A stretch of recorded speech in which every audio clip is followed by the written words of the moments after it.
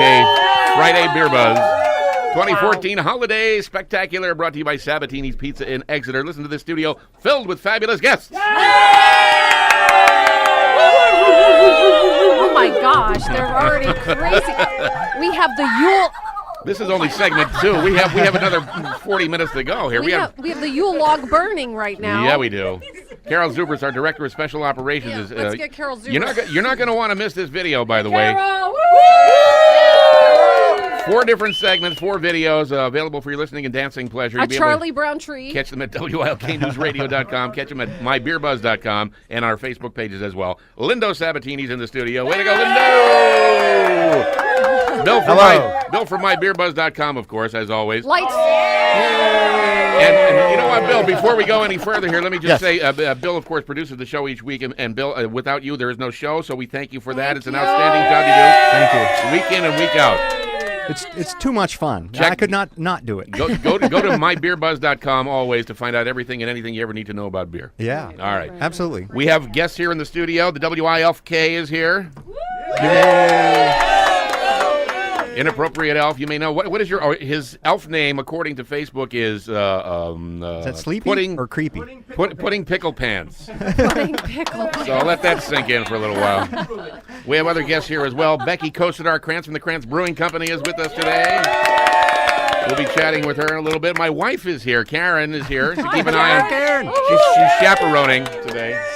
She's your designated driver. Amanda is behind me here. I can't see Amanda, but she's Amanda. Hey, Amanda. And special guest stars I will be talking to in the coming segments.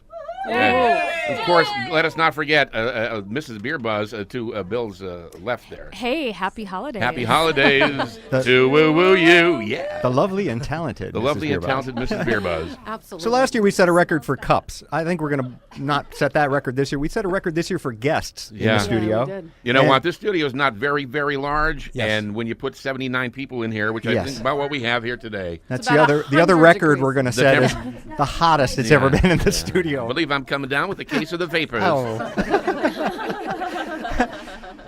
So to start off segment 2. Yeah. Oh, your wife is My wife fanning is fanning you. me. Isn't that something? This is wonderful. And it's wonderful, and it's a first. I do believe, Mr. Webster. Yeah. And feeding you beer. Did you say? John, I think you've entered menopause. That's menopause. Is that what it is? I'm going through the change. I got about 70 cents in my pocket, and that's all the change. All right. So for segment Thank you. Good night and drive safely. Sorry. For segment number 2, we have another beer question, and it's how important is glassware with craft beer? How important? Yeah. And Because you know what? When I see people swigging out of the bottle, it bothers me. It does, yeah. I can't. I've hit a limit with that anymore, unless it's like the only way I get any beer is to drink it out of the bottle. I hear you. I have a problem drinking it out of the bottle. You know, I just want to say that the glassware is like the lingerie. Ooh. Of okay, you gotta put it in the right thing, and then you look at it and you're like, ooh, Caroline, I can't wait to have. Let me hear you just say lingerie again. Say lingerie. That's what I thought you said. I was just on Victoria's Secret. Oh. We were already complaining about the heat in here. Yeah. Do it in the Barry White voice. Lingerie. It's a really good comparison, though, an analogy. It makes perfect sense. Yeah, absolutely. I mean, in the BeerBuzz household, you know, you kind of make these analogies all the time. Yeah. So. It's a new. Not saying anything. So anyway, how do I switch gears from that? I don't know. I think Pickle Maybe I Pants don't. is excited over there. Is that a Pickle pudding Pants. pickle pants? Pickle in your? Never mind. So the rule number 1 with glassware, and this is what I call the bachelor rule. Okay. Make sure it's clean. Okay. Please make sure it's clean. Yeah, Yeah. just like your lingerie. You want to That's make sure right. it's clean before you. Yes. Yeah. That's right. Yeah. Make sure it's And clean. I just want to say, I know exactly what he's going to say next. He's going to say, don't put it in the dishwasher. Just like your lingerie, never put it in the washing machine, ladies. Never put your okay? lingerie in the dishwasher, for that matter.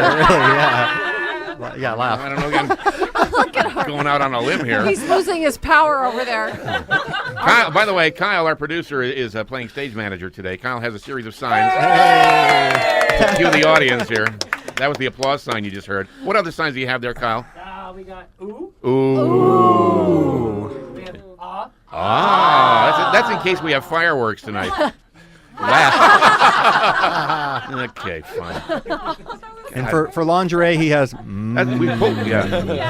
We just pulled back the curtain there a little bit, didn't we? So yeah, what Mrs. BeerBuzz said. Don't put it in the dishwasher. Dishwasher, you tend to Those have. are words to live by, no matter what, really. Yeah. You have a really harsh. So you're supposed to hand wash beer glasses? hand wash, soap, and water. Yeah, and I don't think I go that far. Julia Hers is one of the PR directors for the Brewers Association, Yeah. and she wrote a whole column on how to tell if your glassware is beer ready. And a really interesting fact, she said if there are bubbles or carbonation stuck to the side of your glass, Yeah. unless it's an etched glass Yeah. that is designed to have the bubbles, your glass is dirty. Really? So if you get a glass at Yeah, but you can't at a tell bar, until it's poured already then, right? right? Yeah, absolutely. But if you get a beer at a bar, I mean, your glass has got to and be you see filthy bubbles, if you're going to check it out ahead of time and notice it. yeah. It's going to have oil in it or Yeah, something. yeah, or fingerprints or lipstick or whatever. So lipstick. if you see bubbles sticking to the inside sides of your glass and it's not an etched glass, Yeah. it's not a clean glass. So what do you either. do? Flip the table then? Tell your server. Send Explain it the bubbles. back. Send it back. Send it back. Imagine explaining that to your server. Oh, miss, I noticed the bubbles are Yeah. clinging to the side of my glass. Can you do something about that? And worse yet, if you see them clinging to what is like the shape of lips or a fingerprint or something like that, then you know it's usually fingerprints. It's usually schmutz. Yeah. So if you see that, yeah, your glass isn't beer Is ready. that from when somebody at the bar back is carrying 5 Yeah. glasses back to the Yeah, tray? and it doesn't get with real their clean. fingers in them? And the bubbles will stick to that. There are glasses designed with etching in them, and they're designed to like turbulate and kick the bubbles up. Turbulate? Turbulate. Wait a minute. That's a new word. No, that's a One technical second term. here. That's a real term. Go to T-U-R. This is going to be on the quiz, right? Yeah, yep. Turbulate. That's in the Sam. Go into the Sam Adams glass. His has a turbulator at the bottom. It's made like that. Made like Yeah. that to generate bubbles. Yeah. So if you see that, you don't want it. Okay. So we have a bunch of different styles of glasses. There are flutes. There are Pilsner glasses. There are Heffy glasses. There are tulip glasses.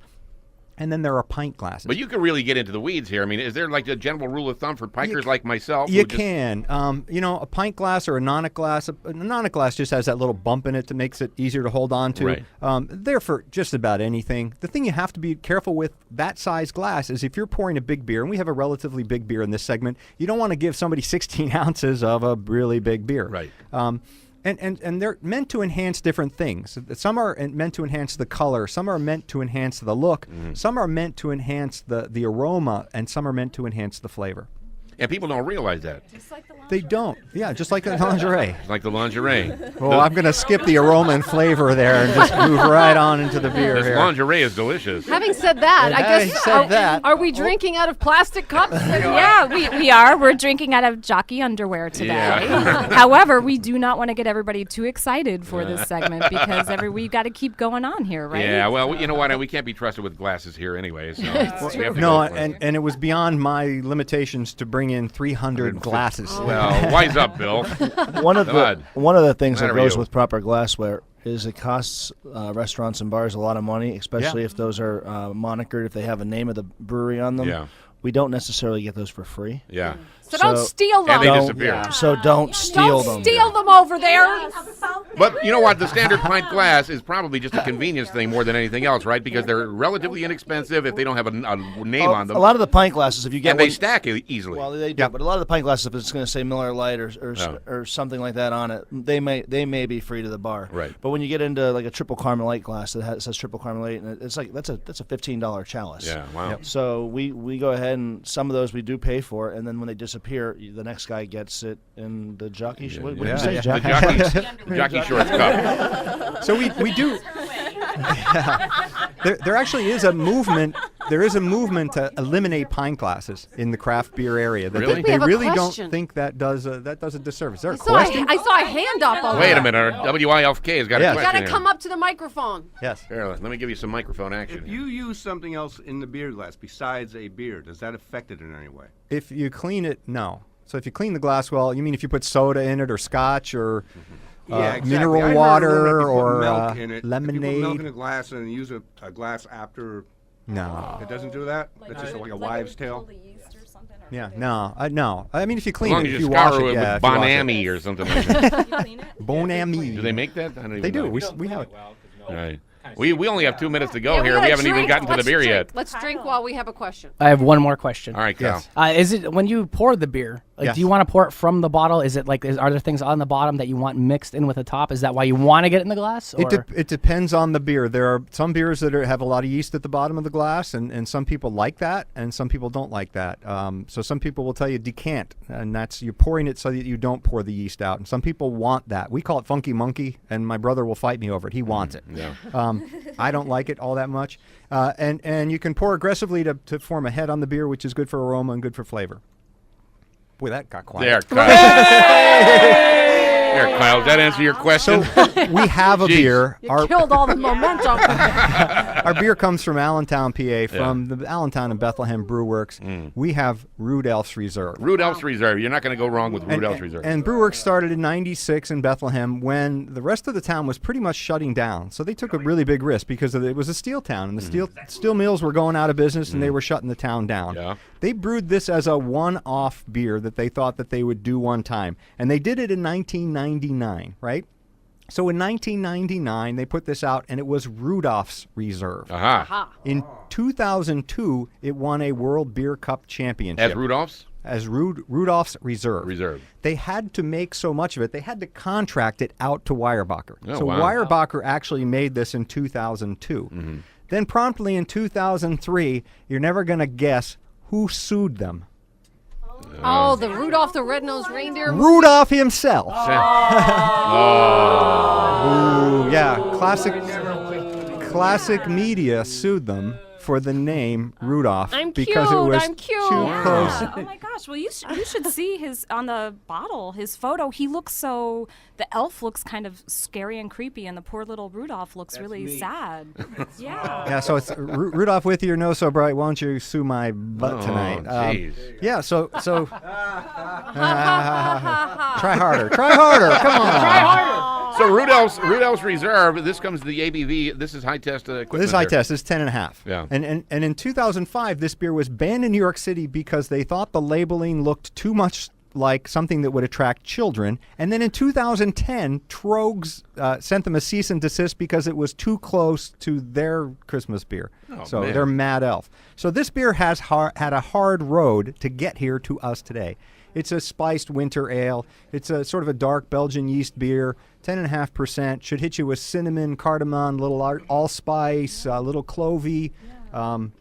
We're going to pick this up at Sabatini's, yes? We It's can yummy. do Yeah, that. yep. Our friend Bo Baden, of course, the brewmaster. Yeah. Yeah, we actually have multiple vintages. If you're looking for last year, the Oh, year wow. before, we do have this in multiple years. In the beer locker. And it ages really, really well. This is a beer you Beautiful. can sit down in the cellar in the dark in a nice, cool place, and it'll age for years. Yeah, and I'm actually not big on spiced beers, but this is great. We're- Like, it's just a hint. It's not big. This is Fegley's, the Brewworks Rudolph's Reserve we're enjoying today. And we have to take a fast break here. Then we will come back with more of the WILK Friday Beer Buzz 2014 Holiday Spectacular.